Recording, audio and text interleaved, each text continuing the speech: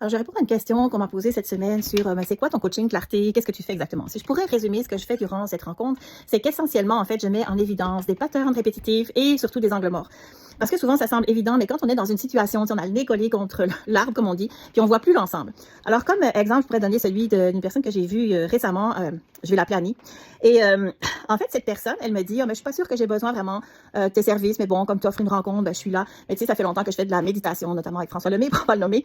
Et donc, je crois pas que j'ai vraiment besoin de tes services. Bon. Mais elle me raconte toute sa vie amoureuse. Elle me dit, mais tu sais, en plus, je suis comme dans une relation, c'est vraiment l'amour de ma vie. C'est mon amour de jeunesse. On se connaît. Il est revenu dans ma vie depuis 2 ans. Et bon, c'est pas tout à fait la relation que je souhaite, mais tu sais, je pense que les choses vont changer. C'est peut-être pour ça que je suis venue te voir, dans le fond. OK. Puis là, en fait, elle finit par me raconter que, ben non, elle n'est pas vraiment en relation avec lui parce que lui est déjà engagé dans une autre relation. Mais bon, il l'a beaucoup aidé durant ces 2 dernières années parce qu'elle a eu un deuil, enfin, soit. Et donc, elle me dit, mais tu sais, peut-être les choses peuvent changer. Bon, voilà, donc elle est comme en espèce d'attente, si vous voulez, OK?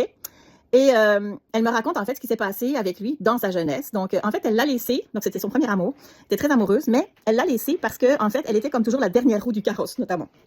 Donc, elle se rendait bien compte que jamais, en fait, il ne lui donnait la priorité. Elle passait toujours en second par rapport aux amis, aux activités, etc. Et donc, c'est ce qui fait qu'à l'époque, elle a terminé la relation.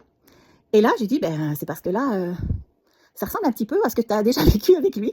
Donc, genre, il n'a pas tellement changé, finalement. Parce que, à nouveau, il semble que ce que tu vis avec lui, c'est à nouveau d'être la dernière roue du carrosse.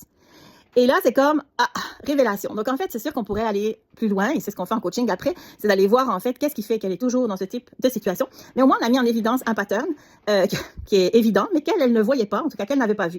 Donc, c'est à ça que sert la première rencontre, la rencontre de coaching clarté. Fait que c'est pour ça que je dis souvent, même si tu médites, il n'y a rien à faire. Il faut quand même aller faire une introspection, et c'est pour ça que je fais juste de l'accompagnement personnalisé et pas en groupe. Fait que j'espère que j'ai répondu à la question.